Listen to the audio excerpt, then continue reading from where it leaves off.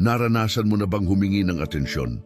Sa desperado na paghihintay para sa mga balita na hindi kailanman dumating?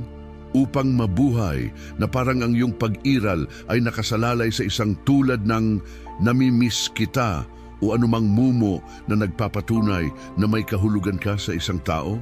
Kung oo, ang video na ito ay para sa iyo. Ngunit una, isang babala. Kung ano ang maririnig mo dito ay hindi magiging matamis.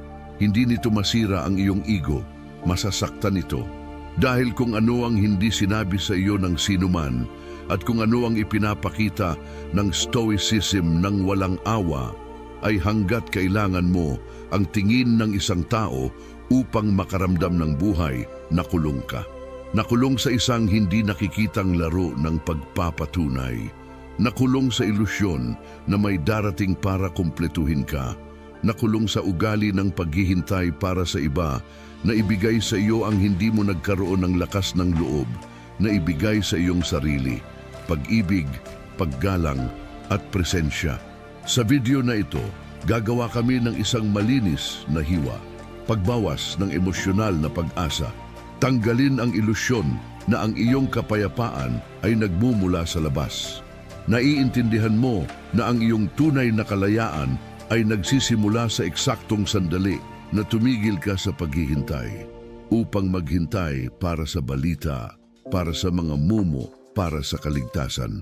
Matututunan mo ang 8 mga prinsipyo ng Stoic, direkta, hindi komportable, nagbabago, naggagabay sa iyo pabalik sa sentro. At kapag natutunan mong mamuhay mula sa sentro na ito, may isang makapangyarihang bagay na magaganap. Titigil ka sa paghabol sa pansin. Magsisimula ka ng mag-akit ng respeto. Manatili hanggang sa dulo. Sa ngayon, hindi na ito tungkol sa pagtingin sa iyo ng iba. Sa ngayon, sa wakas ay makikita mo na rin ang iyong sarili. Sabi nga ni Marcus Aurelius, kakaunti lang ang kailangan mo para maging masaya, ngunit ikaw, patuloy kang humihingi ng higit pa sa sansinukob, higit pang pansin, higit pang kumpirmasyon, higit pang patunay na sapat ka na, tulad ng pagmamakaawa para sa tubig habang nakatayo sa ulan. Tumingin sa paligid mo, huminga ka nang walang pahintulot ng sinuman, ang iyong puso ay tumitibok nang walang gusto ng sinuman. Mayroon kang isang isip na may kakayahang mag-isip, isang katawan na may kakayahang gumalaw, mga mata na may kakayahang makita ang kagandahan ng mundong ito. Sa kabila nito, nagmamakaawa ka ba sa iba na kumpirmahin na may karapatan kang umiiral? Hindi ito kababaang loob. Ito ay isang pagtataksil sa sarili. Kapag tumigil ka sa paghingi ng kung ano ang mayroon ka na, matutuklasan mo ang isang bagay na nakakagulat. Mayroon kang lahat ng kailangan mo upang maging busog. Hindi kalahati ng tao ang naghihintay na matapos ang lahat. Kumpleto, independenteng pag-iral. Ngunit mag-ingat, hindi ito nangangahulugang isinasara ang iyong sarili mula sa mundo. Nangangahulugan ito ng pagbubukas sa mundo mula sa isang posisyon ng lakas, hindi kahinaan. Mula sa posisyon ng pagbibigay, hindi pagmamakaawa. Si Epictetus ay isang alipin. Literal, hindi niya makontrol ang kanyang katawan, ang kanyang lugar, ang kanyang oras. Ngunit natuklasan niya ang isang bagay na binabaliwala ng bawat malayang tao ngayon, na ang tunay na kalayaan ay nakasalalay sa kontrol sa sariling mga reaksyon. Mayroon kang higit na kalayaan kaysa sa Epictetus kailanman. Sa kabila nito, hinahayaan mo ang kakulangan ng tugon ng isang tao sa isang mensahe na sirain ang iyong buong araw. Hayaan mo ang hitsura ng isang estranghero na magpasya kung ano ang nararamdaman mo. Pinapayagan mo ang opinyon ng isang taong hindi mo man lang iginagalang ang pagpapasiya ng iyong kahalagahan. Ito ay voluntaryong pang-aalipin. Bawat emosyon na nararamdaman mo, bawat pag-iisip na pumapasok sa iyong isipan, bawat reaksyon sa labas ng mundo, lahat ito ay sa iyo. Walang sino man ang maaaring pilitin kang maramdaman na maliit ka nang walang pahintulot mo. Walang sino man ang makakasakit sa iyo nang walang pahintulot mo. Ang mga tao ay hindi apektado ng mga bagay mismo, ngunit ng mga opinyon na mayroon sila tungkol sa mga bagay na iyon, sabi ni Epictetus. At ito ang iyong superpower. Kapag nakontrol mo na ang iyong mga reaksyon, ikaw ay nagiging hindi matatalo. Hindi dahil walang makakaapekto sa iyo, ngunit dahil ikaw ang magpapasya kung gaano ito makakaapekto sa iyo at kung gaano katagal. Gaano karaming oras sa isang araw ang ginugugol mo sa pamumuhay sa mga hindi makatotohanang sitwasyon. Isipin ang mga pag-uusap na hindi kailanman mangyayari. Naghahanda ka ba para sa mga kaguluhan na umiiral lamang sa iyong isipan? Sa pag-iisip tungkol sa perpektong relasyon sa mga taong hindi man lang alam na umiiral ka, hindi ito pagpaplano. Ito ay isang pagtakas mula sa realidad. Tinawag ito ng mga Stoic na pag-iisip ng kasawian, ngunit hindi sa paraang ginagawa mo. Naisip nila ang pinakamasamang sitwasyon upang maging handa para sa kanila at pahalagahan ang mayroon sila. Isipin ang pinakamasamang sitwasyon upang makaramdam ng awa para sa iyong sarili at tumakas mula sa pagkilos. Sinabi ni Marcus Aurelius, harapin kung ano ang nais, hindi kung ano ang nais mong maging. Ang iyong kasalukuyang sitwasyon, ang iyong kasalukuyang mga relasyon, ang iyong kasalukuyang mga problema, ito ang iyong katotohanan. Ito lamang ang lugar kung saan maaari kang gumawa ng mga tunay na pagbabago. Itigil ang pamumuhay sa nakaraan na hindi na matapos. Itigil ang pamumuhay sa kinabukasan na maaaring hindi kailanman mangyari. Mabuhay sa tanging sandali na talagang taglay mo. Ngayon, paano kung masakit ang ngayon? Mabuti.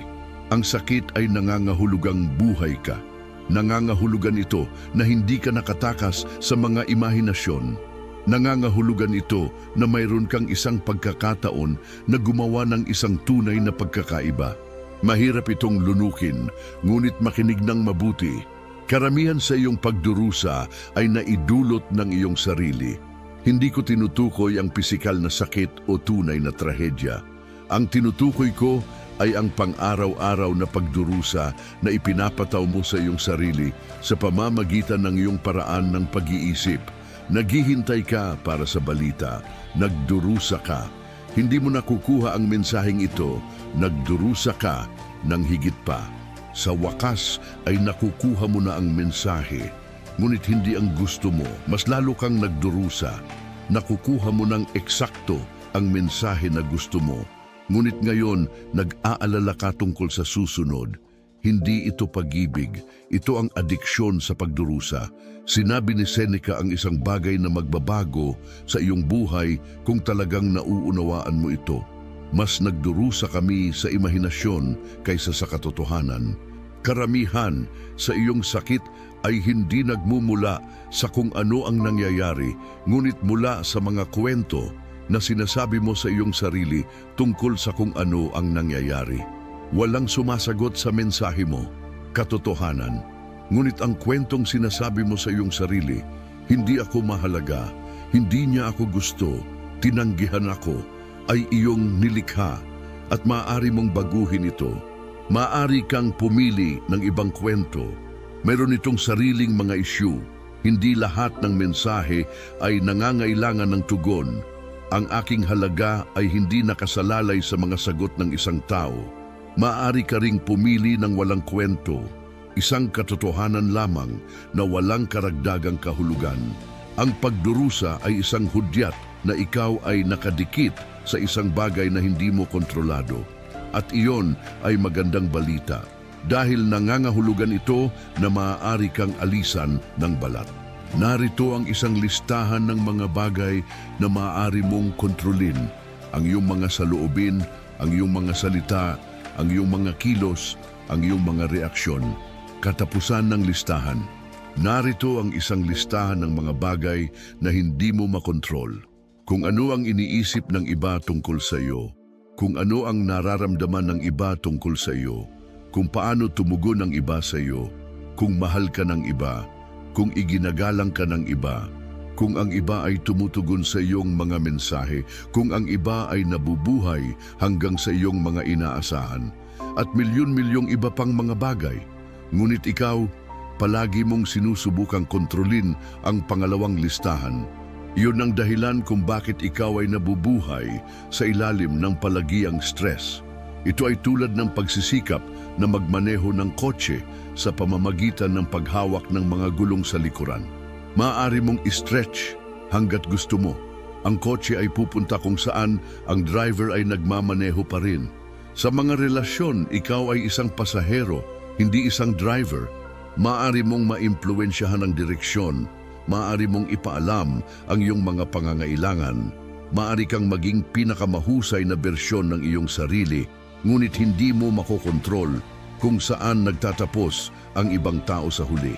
At kapag tumigil ka sa pagsisikap na kontrolin ang hindi mapigilan, matutuklasan mo ang isang bagay na maganda, kung gaano karaming mga bagay ang maaari mong kontrolin. Ang iyong mga pamantayan, ang iyong mga limitasyon, ang iyong mga desisyon, ang iyong mga prioridad. Ito ang iyong mga kasangkapan. At kapag sinimulan mong gamitin ang mga ito sa halip na subukang kontrolin ng ibang tao, ang iyong buhay ay magiging mas simple at mas malakas. Tinawag ito ni Marcus Aurelius na Acropolis ng Espiritu, isang panloob na kuta na maaari mong umatras kapag ang labas ng mundo ay nagiging masyadong magulo. Isang lugar kung saan walang sino man ang makakasakit sa iyo dahil ang lahat ng bagay na naroon ay pag-aari mo. Ngunit ikaw, wala kang kuta. Nakatira ka sa isang tolda, sa isang bukas na espasyo. Nakalantad sa bawat bugso ng hangin, bawat pagbabago ng panahon, bawat tunog mula sa labas. Ang pagtatayo ng isang panloob na kuta ay hindi isang pagtakas mula sa mundo. Ito ay lumilikha ng isang matatag na sentro mula sa kung saan maaari kang ligtas na lumabas sa mundo. Ito ang pagkakaiba sa pagitan ng isang tao na tumutugon sa lahat ng bagay at isang tao na tumutugon mula sa isang napiling posisyon. Ang iyong kuta ay binubuo ng iyong mga pinahahalagahan, ang mga hindi mo kailanman masisira, anuman ang mga pangyayari, mula sa iyong mga pamantayan, kung ano ang inaasahan mo mula sa iyong sarili, anuman ang inaasahan ng iba. Mula sa iyong pananaw sa iyong sarili, hindi ang perpekto, ngunit ang tunay, totoo, tinanggap na isa. Kapag mayroon kang mga kuta, maaari kang maging mapagbigay ng hindi natatakot na mapagsamantalahan. Maaari kang magmahal ng walang takot sa pagtanggi. Maaari kang maging iyong sarili nang hindi natatakot na husgahan dahil alam mo na kahit anong mangyari sa labas, may lugar kang babalikan. Isang lugar na sa iyo lamang. Alam mo ang iyong mga damdamin, ngunit hindi ka ang iyong emosyon. Ito ang isa sa pinakamahalagang aralin ng Stoicism. Ngunit para sa iyo, ang damdamin ay ang ganap na mga pinuno. Kapag nakadarama ka ng kalungkutan, ikaw ay nalulungkot. Kapag nagagalit ka, nagagalit ka. Kapag nakaramdam ka ng takot, natatakot ka. Hindi ito isang matinding buhay. Ganyan ang buhay sa pagkaalipin. Ang emosyon ay impormasyon, hindi mga utos. Ang mga ito ay tulad ng mga gauge sa dashboard ng iyong kotse. Ipinapakita nila sa iyo kung ano ang nangyayari, ngunit hindi nila sinasabi sa iyo kung paano magmaneho. Nagagalit, impormasyon. May isang bagay na lumalabag sa iyong mga hangganan o pagpapahalaga, ngunit hindi mo kailangang magalit. Maaari mong obserbahan ito, maunawaan ang mensahe nito, at magpasya kung paano tumugon. Malungkot ka? Tagalog, nawala sa kanya ang isang bagay na mahalaga sa iyo, ngunit hindi mo kailangang malungkot. Maaari mong hunito. Maranasan ito ng may kamalayan at hayaan itong pumasa. Nakakaramdam ka ba ng pagkabalisa? Tagalog, nakakaramdam ka ng banta sa isang bagay na mahalaga sa iyo, ngunit hindi mo kailangang matakot. Maaari mong suriin kung ang banta ay totoo at piliin ang naangkop na tugon. Kapag tumigil ka sa pagiging emosyon, ikaw ang magiging tagamasid nila. At ang tagamasid ay may pagpipilian, ang alipin ay hindi. Hindi ito nihilismo, ito ang pinakamalalim na anyo ng pag-ibig sa buhay. Tuwing umaga ay naaalala ni Marcus Aurelius ang kanyang sarili tungkol sa kamatayan. Hindi upang mag-isip tungkol dito ng depressively, ngunit upang ipaalala sa ating sarili kung ano talaga ang mahalaga. Itigil ang pag-aaksaya ng oras sa mga bagay na wala rito. Na kung mamatay ka bukas, mag-aalala ka ba na may hindi sumasagot sa mensahe mo? Gusto mo bang maghintay ng kumpirmasyon ng isang tao sa huling araw mo? Gagamitin mo ba ang iyong huling hininga upang humingi ng pansin? Siyempre hindi. Ginugol mo ang oras na iyon sa paggawa ng kung ano ang talagang mahalaga. Maging present kasama ang mga taong mahal mo upang pahalagahan ang kagandahan na nakapaligid sa iyo. Nagpapasalamat ako sa katotohanang nabigyan ka ng pagkakataong mabuhay. Narito ang sikreto, bawat araw ay ang huli. Hindi mo alam kung magising ka bukas. Hindi mo alam kung buhay pa ang taong mahal mo bukas. Hindi mo alam kung magkakaroon ka pa ng pagkakataon na sabihin kung ano ang mahalaga bukas. Bakit ka nag-aaksaya ngayon sa mga walang kabuluhan? Ito ang 8 alituntunin. 8 mga landas, bumalik sa iyong sarili. 8 mga paraan upang mabawi ang iyong kapangyarihan. Ngunit ang mga patakaran ay hindi teorya. Ito ay pagsasanay. Ito ang pang-araw-araw na pagpipilian. Ito ang mga sandali kapag nagpasya ka. Reaksyon ba ako dahil sa takot o tutugon ako ng may puwersa? Sa susunod na mahuli mo ang iyong sarili na nagmamakaawa para sa pansin, tumigil ka, huminga, tanong, ano ba talaga ang kailangan ko? At maaari ko bang ibigay ito sa aking sarili? Kapag naramdaman mo na ang iyong kapayapaan ay nakasalalay sa pag-uugali ng iba, tumigil, huminga, tanong, ano ang magagawa kong kontrolin sa sitwasyong ito? At ano ang nais kong pagtuunan ng pansin? Kapag ang damdamin ay nagsimulang humawak sa iyo, tumigil ka. Huminga, tanong, anong impormasyon ang nasa likod ng damdaming ito? At paano ako makakatugon dito ng may kamalayan? Hindi ito mangyayari magdamag. Ang pagbabagong anyo ay isang proseso, hindi isang kaganapan. Ngunit ang bawat sandali ng malay tao na pagpili ay isang hakbang patungo sa kalayaan. At kapag sa wakas ay natutunan mong mabuhay mula sa iyong sentro, kapag tumigil ka sa paghihintay para sa kaligtasan mula sa labas, kapag natuklasan mo ang iyong panloob na kuta, pagkatapos ay may mahiwagang mangyayari, magsisimulang mapansin ka ng mga tao. Hindi dahil nagmamakaawa ka para sa atensyon, kundi dahil hindi mo ito kailangan. Sisimulan ka nilang igalang ka. Hindi dahil napatunayan mo ang iyong kahalagahan, kundi dahil hindi mo ito pinagdududahan, magsisimula silang mahalin ka. Hindi dahil perpekto ka, kundi dahil totoo ka. Sapagkat ang katotohanan ay ang mga tao ay naaakit sa mga taong busog, hindi walang laman. Sa mga nagbibigay ng labis ay hindi sila nagmamakaawa dahil sa kakulangan. Sa mga taong nabubuhay mula sa isang posisyon ng lakas, hindi kahinaan. Ngunit hindi iyon ang dahilan kung bakit dapat mong gawin ito. Dapat mong gawin ito para sa iyong sarili. Dahil karapat-dapat kang mamuhay sa pamamagitan ng iyong sariling kapangyarihan, sa iyong sariling mga tuntunin, sa iyong katotohanan. Karapat-dapat kang maging malaya. At ngayon, alam mo na kung paano ito makuha. Ang pagbabagong anyo ay hindi isang banayad na ebolusyon. Ito ay isang panloob na revolusyon na nangangailangan ng lakas ng loob na tingnan ang katotohanan tungkol sa sarili sa mata. At ang katotohanan ay sa loob ng maraming taon ay namuhay ka na parang isang emosyonal na pulubi. Nagpupunta sa bahay-bahay, humihingi ng mga mumo ng atensyon, pagtanggap, pagmamahal. Ngunit ang pulubi ay hindi ang iyong tunay na kalikasan. Ito ay isang papel lamang na natutunan mong gampanan dahil walang sinuman ang nagpakita sa iyo na maaari kang maging hari ng iyong sariling buhay.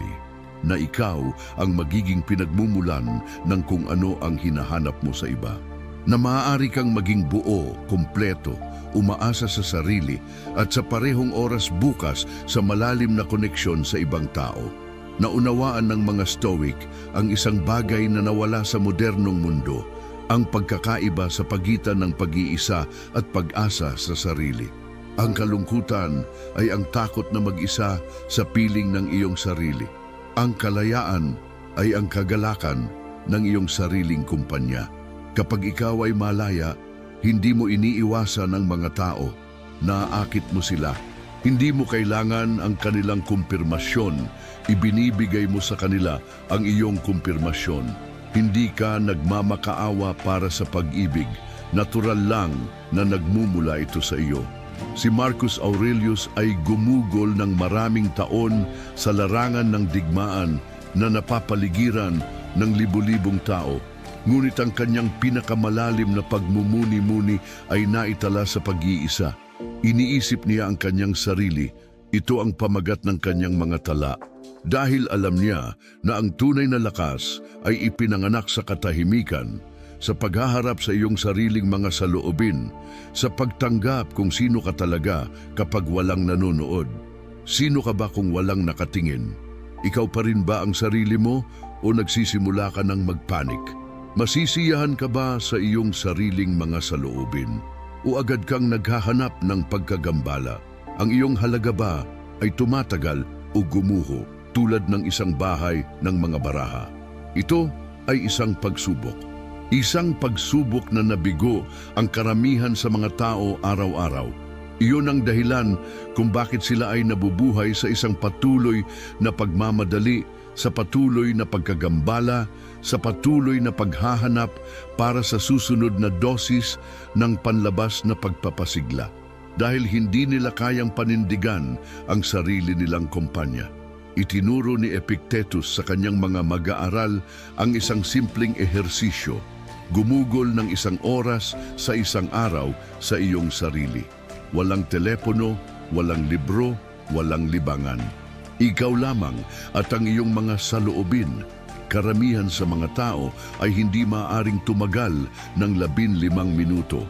Nagsisimula silang mag-fidgeting, naghahanap ng isang pagtakas, pag-iisip ng mga kagyat na bagay na dapat harapin. Ngunit ang mga nagtitiyaga ay natuklasan ng isang bagay na kamangha-mangha, na ang kanilang sariling kumpanya ay maaaring maging kaakit-akit, na ang kanilang mga saloobin kapag hindi nalunod ng panlabas na ingay ay maaaring maging malalim at matalino, na maaari silang maging matalik na kaibigan ng isa't isa, hindi ang kanilang pinakamasamang kaaway. Pagkatapos ay magbabago ang lahat. Kapag tumigil ka sa pagtakas mula sa iyong sarili, tumigil ka rin sa paghabol sa iba. Kapag tinatanggap mo ang iyong kumpanya, hindi mo na kailangan ang kumpanya ng iba. Kapag mahal mo ang iyong sarili, hindi narcissistically ngunit tunay, itigil mo ang pagmamakaawa sa iba para sa pag-ibig. Hindi ito nangangahulugan na isara ang iyong sarili mula sa mundo. Sa kabaligtaran, nangangahulugan ito ng pagbubukas sa mundo mula sa isang posisyon ng kapunuan, hindi kahungkagan, mula sa posisyon ng pagbibigay, hindi pagtanggap, mula sa isang posisyon ng presensya, hindi kailangan. Sumulat si Seneca sa kanyang kaibigan na si Lucilius. Araw-araw, bawat oras ay nagpapakita sa atin ng ating kamangmangan. Hindi ito pesimismo, ito ay isang kagalakan ng pagtuklas. Dahil ang bawat natuklasan na kamangmangan ay isang hakbang patungo sa karunungan. Ang bawat napansin na automatikong pag-uugali ay isang pagkakataon para sa isang matalinong pagpipilian.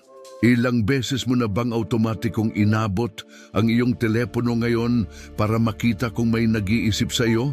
Ilang beses mo na bang tiningnan ang social media para malaman kung may nag-react sa mga post mo? Ilang beses mo na bang naisip ang mga sitwasyon na hindi mangyayari para lang makatakas sa nangyayari dito at ngayon? Ang lahat ng ito ay mga sintomas ng parehong sakit, ang kawalan ng kakayahang makasama ang isa't isa. Ang kawalan ng kakayahang makakuha ng kasiyahan mula sa panloob na sarili. Ang kawalan ng kakayahang makatagpo ng kapayapaan sa kasalukuyang sandali, ngunit may lunas. At hindi ito cute. Ang medisina ay isang radikal na responsibilidad para sa sariling buhay. Ito ay ang pagtanggap na walang sino man ang darating upang iligtas ka, na walang magbibigay sa iyo ng hindi mo kayang ibigay sa iyong sarili, na ang iyong kaligayahan, ang iyong kapayapaan, ang iyong kapunuan ay responsibilidad mo lamang. Nakakatakot ba ito?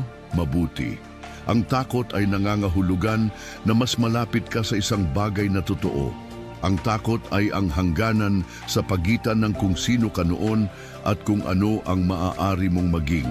At ang lahat ng dumaan sa isang tunay na pagbabago ay kailangang dumaan sa takot na iyon. Si Marcus Aurelius, ang emperador ng pinakamakapangyarihang imperyo sa kasaysayan ng sangkatauhan. Mayroon siyang kapangyarihan sa milyon-milyong tao. Ngunit ang kanyang tunay na kapangyarihan ay nasa ibang lugar, sa pagkontrol sa kanyang sariling mga reaksyon, sa pagtanggap sa hindi maiiwasan, sa pagtuon sa posible. At ano ang posible? Posible na itigil ang paghihintay para sa perpektong kalagayan upang magsimulang mabuhay. Maaari mong itigil ang pagpapaliban ng kaligayahan hanggat